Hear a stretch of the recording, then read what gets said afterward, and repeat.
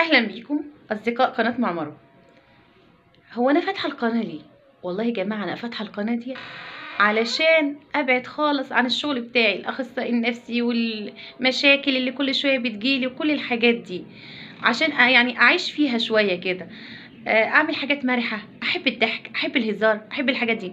بس برضو رغم كده ان برضو الناس مش قادره تنسى اللي انا اخصائي نفسي وارشاد اسري وكده.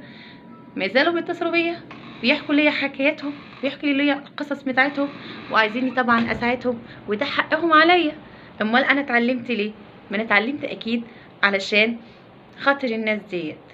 النهارده بقى جات لي مكالمه تليفون غريبه جدا. هي مش غريبه، انا سمعت حاجات كتير لدرجه انا فكرت اعمل برنامج اسميه اسرار الناس، بس هستأذنهم الاول اذيع ولا ما اذيعهوش. فجات لي بقى النهارده مكالمة، وانا استأذنت فعلا من صاحبها علشان ايه اعرضها على حضراتكم. ايوه، السلام عليكم. وعليكم السلام ورحمة الله وبركاته. مين معايا؟ أنا مع حضرتك. معلش أنا آسف بس مش عايز أقول اسمي، بس أنا مشكلتي مشكلة كبيرة أوي أوي أوي أوي يعني. على طول أنا مشكلة كده، بس يعني المفروض على الأقل حتى أتعرف على حضرتك بأي طريقة يعني. طب حضرتك بتتصل بيا ليه طيب؟ أنا سمعت عن حضرتك كتير، وإن حضرتك أخصائية نفسية وتحل مشاكل، وفعلا أنا محتاج حد يحل لي مشكلتي، لأن مشكلتي مشكلة عويصة، مشكلة كبيرة أوي، مشكلة محتاج حد يسمعني. نادر أوي لما حد يسمع حد في الزمن ده، أو إن هو يديله استشارة، تكون استشارة بأمانة، تكون استشارة فعلا مهمة ونافعة ومفيدة. تحت أمرك. طبعا. أنت سمحت عني عشان أنا أخصائية نفسية، صح كده؟ مظبوط يا فندم. يعني أنت قريب من الأماكن اللي أنا متواجدة فيها، مثلا بلدي وكده، ولا حضرتك يعني جبت التليفون منين أو كده؟ برضك يعني بحب أعرف أنا أنا بتكلم مين برضك. أنا مع احترامي ليك، أوكي، أنت مش عايز تقول اسمك، اوكي تمام، مفيش مشكلة. حضرتك يا فندم مشهورة،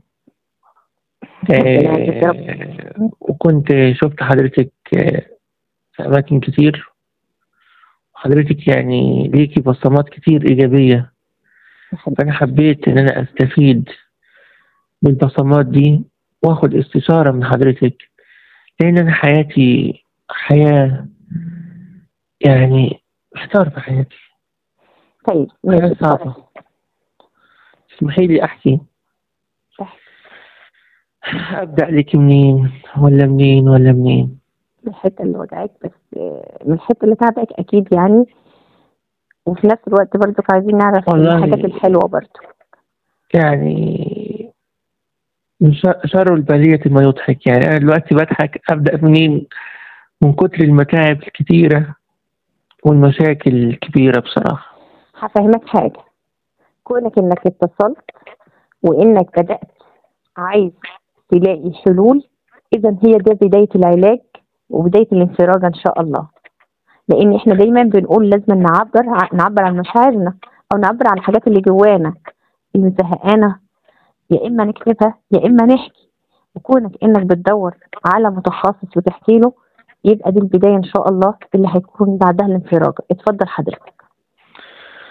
أنا التحقت بالجامعة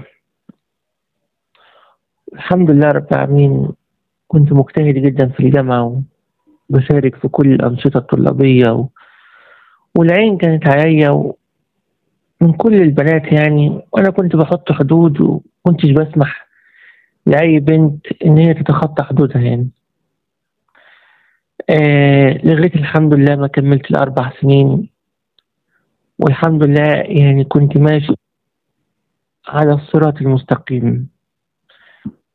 بعد ال4 سنين واحدة كانت متابعاني بصمت من غير ما أعرف، جت كلمتني وحكيت لي مشاكل عندها وإن أنا ممكن أحتويها وأتزوجها يعني. طبعا صعبت عليا بالفعل أقنعت نفسي بيها وحبيتها أوي،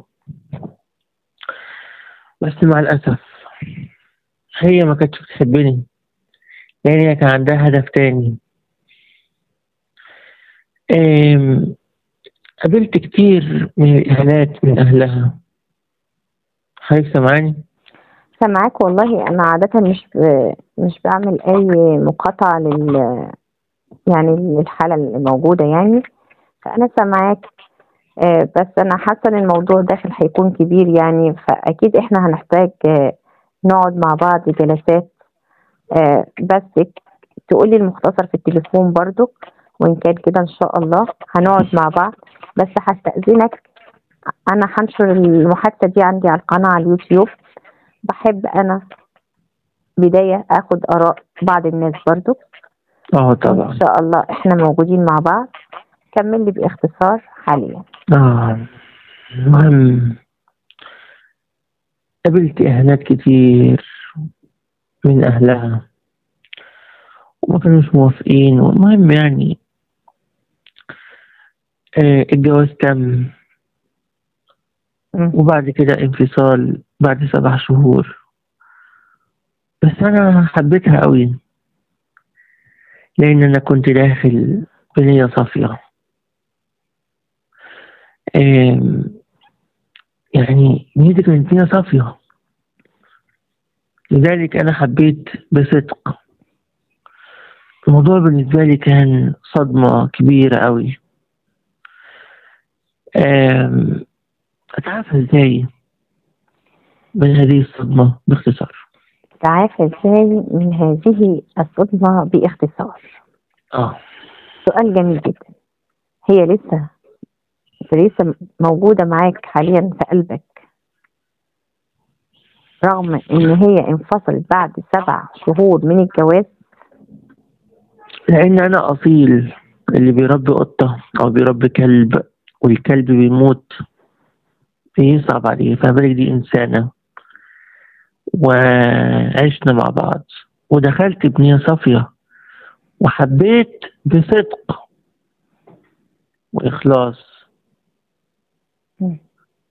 واتفاجئت بأن أنا كنت مرحلة في حياتها. بعد ما سمحت المكالمة اللي حصلت بيني وبين الأستاذ، تقدروا تقولوا له حلول، وتقدروا تكتبوا له في الكومنتات المفروض يعمل ازاي، وازاي ننسى حب هو حبه فعلا وحب بصدق. وعلى فكرة انا اتأكدت فعلا والله ان الحكاية حقيقية. وطبعا انا عمري ما بعرض حاجة الا لما تكون فعلا هي فعلا حكاية حقيقية، وفعلا اتأكدت. انا قلت له بعد الحلول، طبعا انا طلبت منه لا انا اعرض، انا هتكلم معاه في حاجات خاصة وكده، فطلبت منه انشرها ولا لا، فقال لي الحاجات الخاصه المكالمه الاخيره مش هتتنشر، بس هنتابع مع بعض، لان هو اصبح حالتي لازم يتعافى تماما من هذا الحب. ممكن تقولوا لي في الكومنتات يتعافى ازاي، وكمان ممكن ما تنسوش الاشتراك واللايك، ويا ريت يا جماعه تعليقات جميله وحلول للشخص ده. يلا رمضان مبارك.